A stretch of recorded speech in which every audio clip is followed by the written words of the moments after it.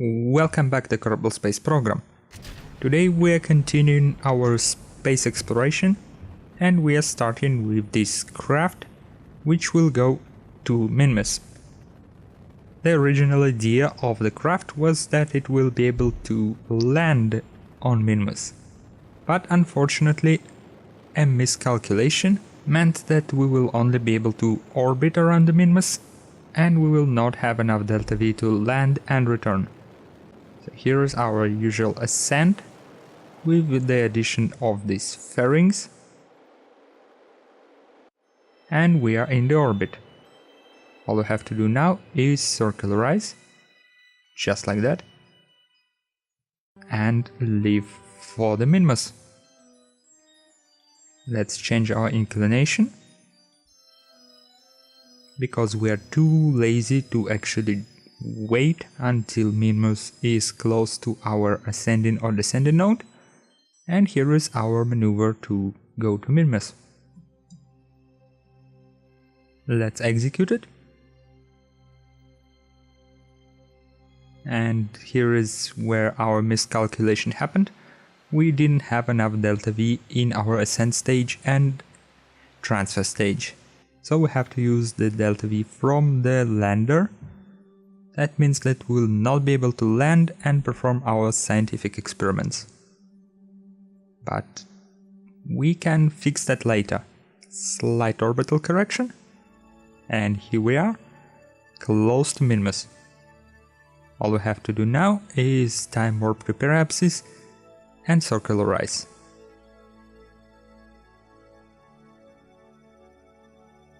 Let's create an alarm. And here we are doing our science. First in high orbit around Minmus. We're observing the goo and the science junior. And now we're going to do the same in the low orbit, after we circularized and dropped our periapsis to 17 kilometers. Here's Jebediah grabbing all the science from the containers and taking it back into the capsule. Everything is nicely stored, and now we are just going to return home. Wait until we are facing prograde to the direction of Minmus and burn forward. Dropping our periapsis to usual 30 kilometers.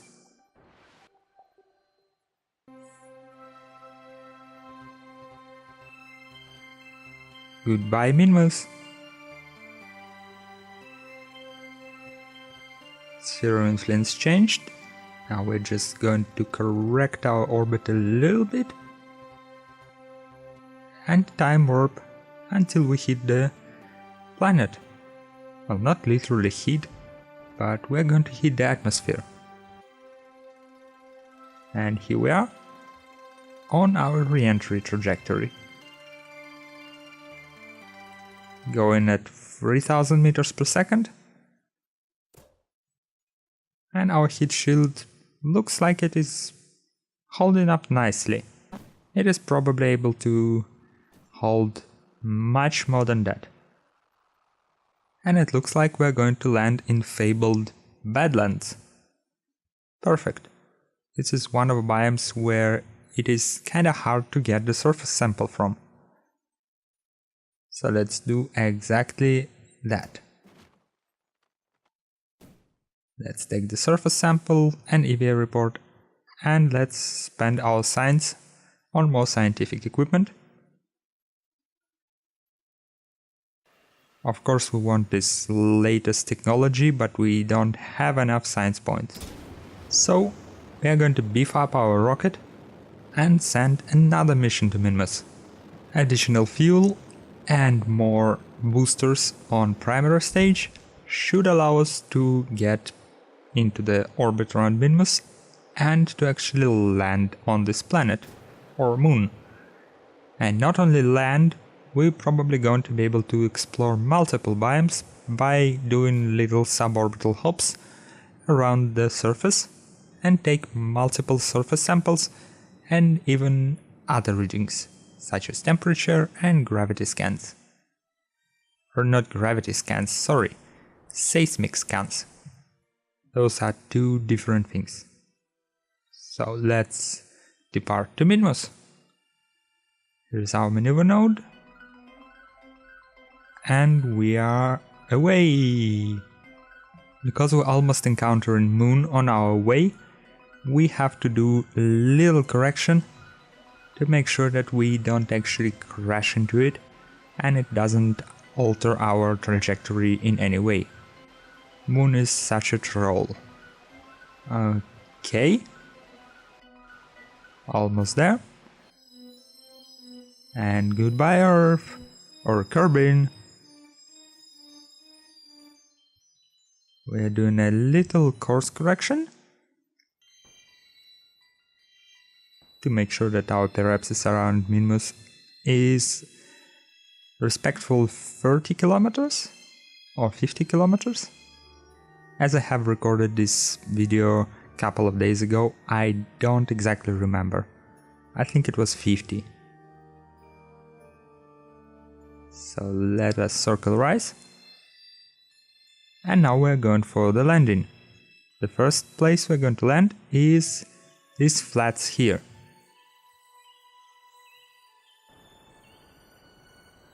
So let's gently lower our velocity.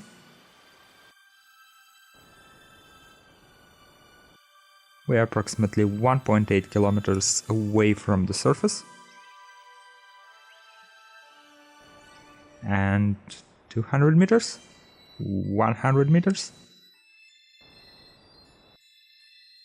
20, 10, touchdown. More achievements and more science. So let's observe the mystery goo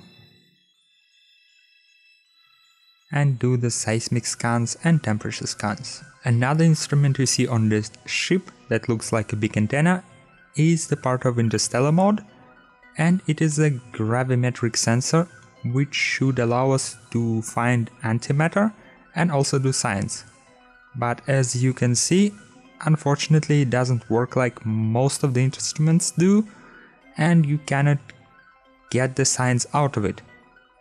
So unfortunately it is lost for us in this mission. And we have 1.2k delta V left, so what we're going to do is we're going to do a couple of suborbital hops and get the science from other biomes on Minmus. Our first stop is going to be on the slopes just close to the flats. It is not too far away, and to be perfectly honest, Kerbals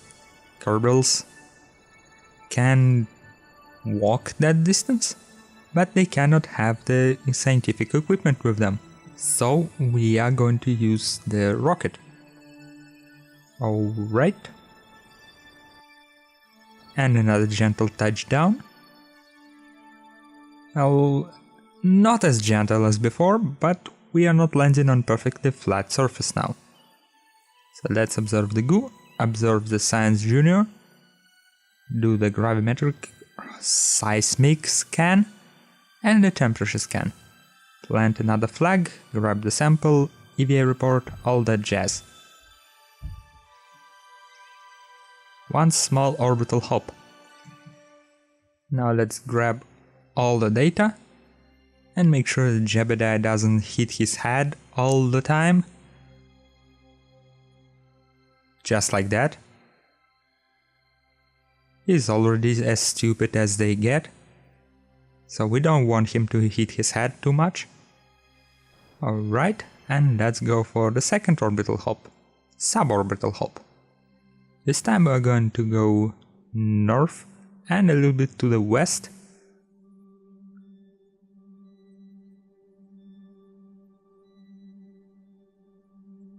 Just like that. We are in another biome.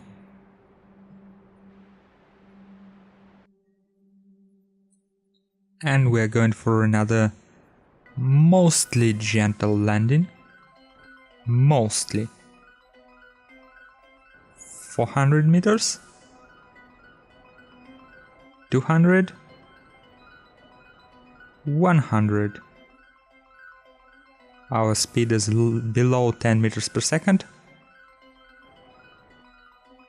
And gently landed. So what we can do now is we can take seismic scan and temperature scan, put a flag, and do the usual EVA and surface sample. Afterwards, we are going to grab all of our signs and store it in the capsule. Still have 761 meters per second of delta V. So I was thinking, yeah, to get to Kerbin we need approximately 400 meters of delta V. We have almost twice that much, so we should be able to do another suborbital hop. It should be possible. And according to the map, just below the horizon, where the shadows begin, there is another biome, lowlands. So we are going to try and land there and then get home. At this point I was thinking, okay, if anything happens, there is a quick load button, so everything will be fine. Let's gently try to slow down, because we are much higher than the actual sea level. We are still counted as an orbit. And touchdown. Okay, nicely done. Let's put our flag down and grab all the signs that we can.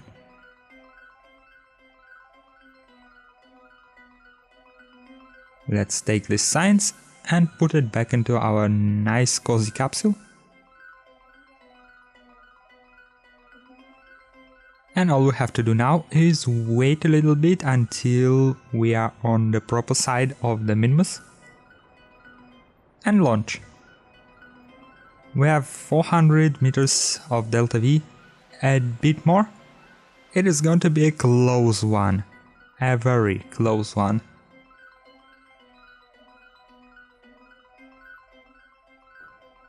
And we did it. Periapsis around the Kerbin is approximately 30 kilometers, and we have 67 meters per second of delta V left. Almost zero. Of course we could have done a bit more tighter, but I think it is quite okay for such low-tech mission. And here we are, re-entering the atmosphere. Our lander stage just burned down, and we are slowing down at very fast rate. Well, not as fast as we could, but it is perfectly enough for us. Because the main point is we have to just leave the orbit and make sure that we don't leave the atmosphere. Deploy the parachutes and splash down in a couple of seconds, or already here. So let's recover and get the signs and spend it. Of course, the first thing we're going to take is the best scientific equipment we can, including the gravioli detector, the new science lab from the KSP Interstellar pack, and other nifty thingies. The next node in the science tree is of course the antimatter collectors and containers, and that would require already 2000 of science points, so we're not looking at it for now.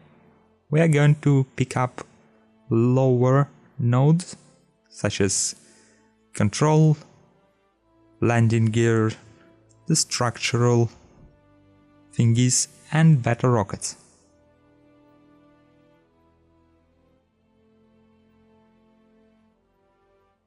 And the last one we're going to pick up is the nuclear technology for better and more powerful engines. KSP Interstellar also adds very interesting part which is the nuclear reactors and the thermal generators and the thermal rockets. Basically, those are allowing us to create more electric power than it is ever possible with the solar panels and RTGs, and use this power for various propulsion methods, like thermonuclear reactors, which power the rockets. Very high ISP, not so high thrust, but very, very big amounts of delta V. We are going to explore all of this in next episodes. Stay tuned. We're also going to use the Kethane Pack and everything else we have in the program. But for now, thank you all for watching. Remember to like, dislike and comment this video in the section below. My name is Darlock and I will see you next time. Goodbye.